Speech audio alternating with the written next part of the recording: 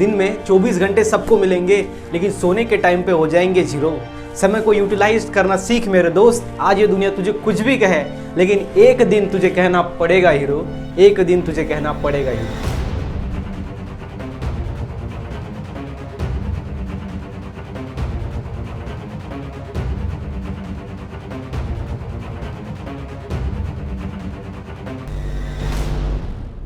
सो hi friends, कैसे हो आप सब लोग। स्वागत है आप सभी का हमारे यूट्यूब चैनल के अंदर।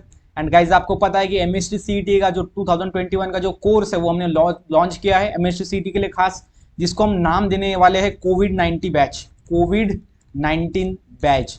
सो हमने ये नाम क्यों दिया कोविड-19 बैच? बिकॉज अभी देखो, जो भी लोग है वो क्या कहते हैं कि कोविड-19 बैच ने कुछ पढ़ा ही नहीं है, इनको सिर्फ ये खुद नहीं पास हुए, इनको कोरोना ने पास किया है। इसलिए कोविड-19 बैच हर कोई कहता है कि ये कोविड-19 बैच का है। तो आपको बताना है एमएसटी सीईटी के अंदर अच्छा स्कोर करके कि हाँ मैं कोविड-19 के बैच से हूँ, ठीक है। बिकॉज आपका जो 12th का परसेंटेज है बोर्ड का, उसके ऊपर तो वो बोलेंगे कि ये तो ऐसे ही पास हो गया, लेकिन अगर आपने एमएसटी सीईटी के अंदर अच्छा स्कोर कर दिया तो आपको कहने के लिए हो जाएगा कि yes I am from covid batch. तो इसलिए हम कोविड-19 बैच ये नाम रखने वाले हैं अपना एमएसटी सीईटी कोर्स का, ओके। जिसके अंदर हम क्या कर रहे हैं, तो बायो का 3 इसके अंदर advance question, previous year questions and basic questions, फिर उसके साथ हम टॉपिक्स भी एक्सप्लेन कर रहे हैं। तो वो सभी वीडियोस आपको मिलेंगे, जल्दी उसका अनाउंसमेंट होगा, ओके। तो ये सभी है हमारा कोविड-19 बैच। आज हम देखेंगे कि आपको तुक्का लगाना है तो आप कैसे लगा सकते हो। तुक्का मतलब क्या, तो ये तो पता ही है आपको कि अगर कोई एमसीक्यू है उसके अंदर अगर आपको ऑप्शंस दिए गए, अगर आपको नहीं आ रहे, तो आपको अगर पॉसिबिलिटीज लानी है ज्यादा से ज्यादा करेक्ट होने की, तो आप कैसे कौन सा चूज करोगे, ए चूज करोगे, बी, सी या फिर डी ऑप्शन चूज करोगे, ठीक है। तो वो मैं इस वीडियो में आपको बताने वाला हूँ। गाइज, वीडियो को आपको लास्ट तक देखना है, तभी आपको ये जो है समझ में आएगा कि कैसे ये वर्क करता है, साइंटिफिक तरीका कैसे होता है।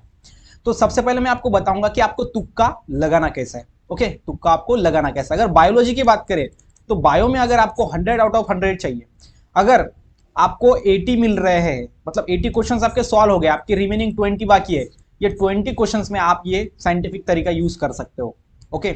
आपने अगर 90 सॉल्व कर दिए है, 10 बचे हैं, तो आप ये जो है साइंटिफिक तरीका यूज कर सकते हो, और वो 80 का आपका जो स्कोर है वो 90 तक चला जाएगा, और 90 का स्कोर आपका 95, 98 तक चला जाएगा, ये साइंटिफिक मेथड यूज करके, ओके। लेकिन अगर आपको 50 मिल रहा है, ओके, और आप अगर तुक्का लगाओगे साइंटिफिक, ये तो एमएससी सीईटी के अंदर तो चल जाएगा, बिकॉज यहाँ पे नेगेटिव मार्किंग नहीं होता। लेकिन अगर आपने गलत सॉल्व किया तो आपके माइनस मार्क्स हो जाते हैं, वो नीट के अंदर होता है नेगेटिव मार्किंग, लेकिन एमएससी सीईटी के अंदर ऐसा कोई नहीं होता है।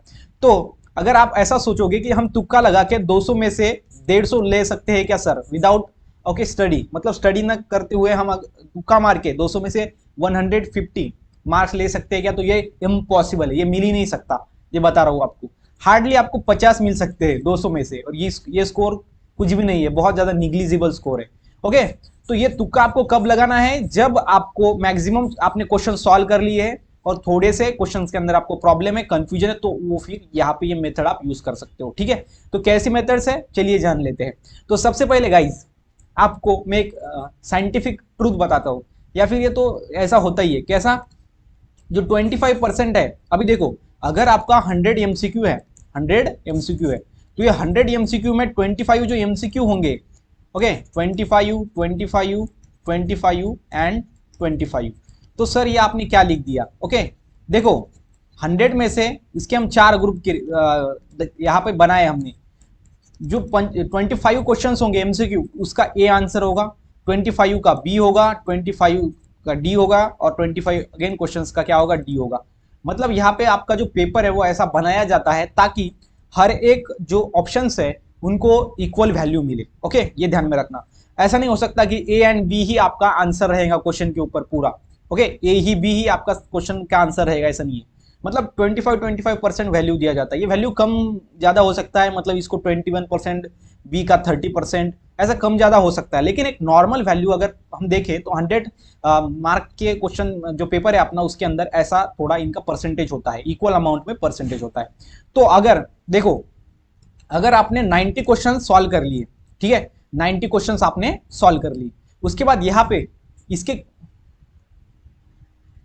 इसके बाद यहाँ पे आपको पता है कि 90 क्वेश्चन सॉल्व कर लिए, तो 90 में आपको ये ढूंढना है कि आपका ए कितने हो गए। अगर ए 25 हो गए, ये क्वेश्चन 25 हो गए, एक आंसर, बी 25 हो गए, ओके, उसके बाद अगर सी 26 हो गए, सी क्वेश्चन, ओके, मतलब आपका क्या है, ए का 25 क्वेश्चन का आंसर हो गया 25 टाइम्स, बी का 25 टाइम्स एंड सी का 26 टाइम। अब देखो जिसका परसेंटेज कम है तो डी का परसेंटेज कम हुआ, मतलब 90 में से जो 10 क्वेश्चंस बाकी है इसका ज्यादा पॉसिबिलिटीज क्या है, डी होने का पॉसिबिलिटीज है। तो ऐसा आप कर सकते हो, मतलब आपके तो सी डी भी हो जाएंगे, लेकिन जो कम है, अगर सी का परसेंटेज कम है, अगर हम डी की बात करें, अगर डी का आपका 10 ही है, डी का आपका 10 क्वेश्चन का ही आंसर डी है, ऐसा आपको अगर दिखाया है, वहां पे दिखा है, तो आप क्या कर सकते हो, रिमेनिंग को डी मार सकते हो। यह है तुक्का मारने का तरीका। तो इससे क्या होगा कि आपके जो 10 में से आपके 6, 5 या फिर 4 क्वेश्चंस आपके राइट आएंगे। ओके, तो ऐसा आप तुक्का मार सकते हो। यह है 25% फॉर ईच ऑप्शन। ओके, मतलब क्या होता है, हर एक ऑप्शन के लिए, हर एक हमारे क्या ऑप्शन, ये ए वाला ऑप्शन, बी वाला ऑप्शन, सी वाला ऑप्शन एंड डी वाला ऑप्शन, इसके लिए 25% हम बोलते हैं। एक कम ज्यादा हो सकता है, ओके, मैटर नहीं है कि इतना ही रहेगा, लेकिन ऐसा आप थोड़ा यूज कर सकते हो अपने माइंड को, ब्रेन को, और अपना स्कोर बढ़ा सकते हो कुछ मार्क्स से, 5-10 मार्क आप बढ़ा सकते हो। देन नेक्स्ट में है none of this and all of this. So हम बहुत बार देखते हैं कि जो none of this all of this है, ये क्वेश्चंस के आंसर होते हैं, none of this all of this. तो अभी देखो ज्यादातर ये क्वेश्चंस सिर्फ 10 क्वेश्चंस के अंदर, 200 में से सिर्फ 10 आपको मिलेंगे, बायो के अंदर 10 और इसके अंदर 5 क्वेश्चन मिल सकते हैं, या फिर 4 क्वेश्चंस केमिस्ट्री व फिजिक्स के अंदर। इसमें से क्या है कि ये बहुत कम होते हैं, none of this all of this. और ये क्वेश्चन जो है, अगर none of this all of this है तो उसको ही आप राइट कर दो, बिकॉज वो दिए क्यों है, बिकॉज वो ऑप्शन है इसलिए वहां पे दिया है। ये सभी क्वेश्चंस में दिए नहीं जाएंगे, क्यों नहीं दिए जाएंगे, बिकॉज वो वहां पे उसका आंसर नहीं होगा। वो कौन से क्वेश्चन के अंदर दिए जाएंगे, जहां पे उसका आंसर होगा। ओके, अगर आपको none of this all of this अगर 10 क्वेश्चन दिए गए हैं बायो में, 100 क्वेश्चन में से 10 question none of this all of this है, तो इसमें से 6 से 7 क्वेश्चन के जो आंसर है वो none of this all of this ही रहेंगे। समझ में आ गया, क्योंकि वो ऑप्शंस वो वैसे नहीं डालते, बिकॉज क्वेश्चंस के अंदर ऑप्शंस दिए वाले होते हैं, बाकी होते हैं, उसके रिलेटेड वो डालते हैं। None of this all of this सिर्फ उसी क्वेश्चंस में डालते हैं जहां पे उसका आंसर वो होता है। ऐसी पॉसिबिलिटीज है। अगर 10 क्वेश्चंस आपने none of this all of this अगर उसको वहां पे दिया गया है, वो अगर आपने सॉल्व किया, तो उसमें से 6 से 7 क्वेश्चंस राइट आने की पॉसिबिलिटी है। 500-100% आएंगे, मतलब 50% तो हम बोल सकते हैं कि वो राइट आएंगे। ठीक है, तो ये समझ गया second type, none of this all of this questions. तो अगर आपका 100 में से 95%, जो 95 क्वेश्चंस है वो सॉल्व हो गए, अभी जो 5% है उसके अंदर अगर कोई none of this all of this रहा है, तो वो none of this all of this आप कर दो राइट, बिकॉज वही उसका आंसर होता है मोस्ट ऑफ टाइम। समझ में आएगा, तो ये है हमारा none of this all of this question. And उसके बाद जो लास्ट है, तो ऐसा पाया गया है, ओके, देखा गया है, ओके, ये कंपलसरी ऐसा नहीं है। अगर आपका कंफ्यूजन है ए एंड बी में, अगर आपने कौन सा क्वेश्चन सॉल्व किया है, उसके अंदर ए एंड बी ऑप्शन, इसके अंदर आप कंफ्यूज हो, आपको समझ में नहीं आ रहा है कि ए टिक करे या फिर बी टिक करे, तो इसके अंदर आप मैक्सिमम टाइम्स आप ए टिक करना। ओके, ये क्या है, एक ट्रेंड है। ओके, ये क्या है, ऐसा ट्रेंड है कि ए बी में अगर कंफ्यूजन रहा है तो वो ए उसका आंसर हो सकता है। उसके बाद C D, C and D option में अगर आप कंफ्यूजन हो तो आप जो है सी को ही हमेशा सिलेक्ट करना। ठीक है, बिकॉज मोस्ट ऑफ टाइम सी या डी में ऑप्शन के अंदर सी ही ये निकलता है राइट आंसर। ठीक है, तो ये क्या है, ये हम ऐसा बोल सकते हैं, ऐसा पाया जाता है ट्रेंड। समझ में आ गया। तो पहला तो बेसिक चीज है, सेकंड में तो none of this all of this, and third में ये वाला, मतलब ए बी में कंफ्यूज हो तो ए सिलेक्ट करो, बी सी डी में कंफ्यूज हो तो आप सी सिलेक्ट करना। समझ में आ गया। तो ऐसा है यहाँ पे ये वाला हमारा थर्ड तुक्का लगाने का एक मेथड। तो मुझे लगता है कि आपको समझ में आया होगा कैसे हमको ये तुक्का लगाना है। तुक्का कब लगाना है, जब हमने 100 में से 90 क्वेश्चन सॉल्व कर लिए और 10 क्वेश्चन के अंदर गड़बड़ है, तो वहां पे आप ये लगा सकते हो। अगर आप ऐसा सोचोगे कि तुक्का लगा के हम आउट ऑफ मार्क ले लेंगे, तो ऐसा इम्पॉसिबल है, ये हो ही नहीं सकता। ठीक है, तो तुक्का लगाना मतलब एक थोड़ा एक्सक्यूज है, थोड़ा स्मार्ट वे में जो रिमेनिंग हमारे क्वेश्चन है उसको सॉल्व करना।